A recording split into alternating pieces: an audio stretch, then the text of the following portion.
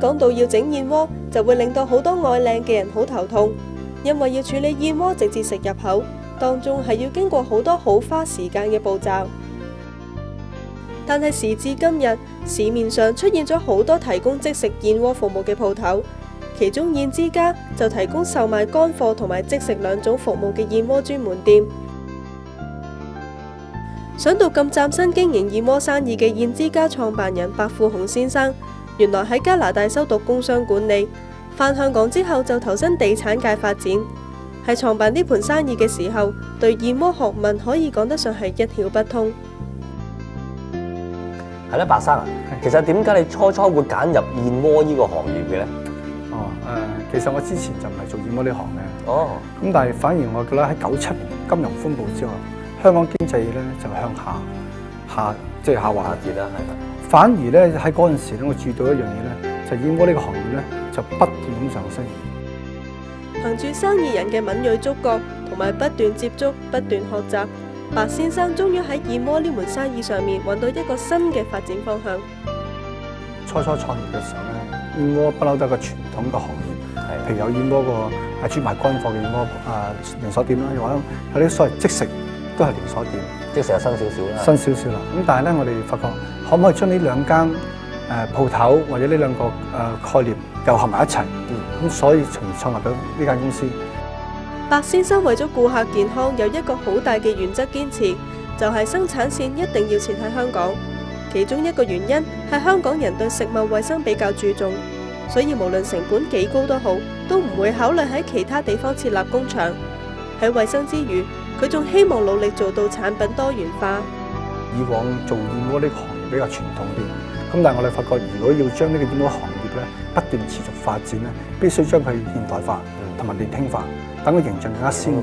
所以我哋喺個產品方面咧，都已經唔係話一般賣乾貨講緊幾千蚊一兩啊，或者係幾千蚊嘅啦。咁而家甚至乎幾十蚊都有交易。咁所以你見到燕窩糖或者燕窩朱古力都喺燕窩裏面一個副產品嘅衍生。其實喺白先生呢門燕窩出品上，已經體現咗唔少有創意嘅條件喺裏面。特別係即食燕窩就成為一眾 OL 嘅摯愛。唔好睇白先生今日咁成功，就以為佢經營呢盤生意無風無浪。原來過去佢都面對過唔少困難時刻㗎。不過啱嗰陣時咧，就係有一個過年嘅年關啊！我哋成日講年關年關係啊，年關點解咧？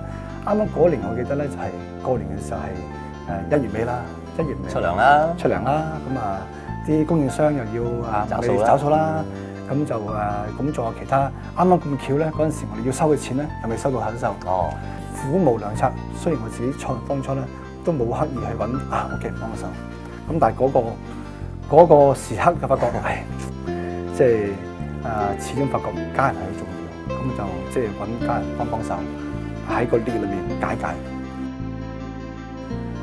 白先生唔單止喺經營燕窩方面係一個新丁，講到做生意咧，亦都係頭一次。憑住一往無前嘅鬥志，加上屋企人嘅積極協助，令到佢呢門燕窩生意發展迅速。喺短短5年之內，佢嘅燕窩分店數目已經發展超過20間。白生啊，由你最初嘅時候嘅營業額咧，照而家營業額咧，會唔會咧好大增幅嘅咧？咁當然好大分別啦。由我哋第一間鋪頭，假設每個月嘅營業額大概幾十萬啦，到今時今日有21間店鋪咧，個營業額講緊幾百萬，佢增長咗成10倍。而發展比較快啲咧，反而喺03年。03年大家知道沙士嘅時候咧。沙士嗰年。係啦，咁沙士嘅時候咧，雖然大家都知道，可能經濟唔好喎，個個驚，反而因為普羅大眾咧，市民咧就反而對健康着重咗，對保健食品特別燕窩嚟講咧個需求大咗。咁所以嗰陣時咧，唔單止我哋嘅營業額高咗，而我哋開店鋪速度咧亦係最高添。為咗要令呢盤燕窩生意做得更成功，白先生將會朝向海外業務進發。新目標就係海外華人市場同埋日本人市場，最終希望為香港企業喺海外揚威。咁我想問下，咁你嘅成功之道係咩先？有3個心。呢3個心有咩咧？第一個就係雄心，有呢個雄心就係推動你咧去創業，去經歷呢個業務。第二咧有野心，野心係咩咧？要推動你不斷去擴展，去開新鋪啊，甚至乎由香港業務去到國內啊，甚至乎其他世界各地嘅地方，呢個都係野心嗰個一個因素嚟。咁最終，我覺得做生意又好，做人都好咧，最終要有一個叫平常心，就係話無論你遇到順境逆境，你抱咗個平常心咧，做生意好做人好咧，必定會成功。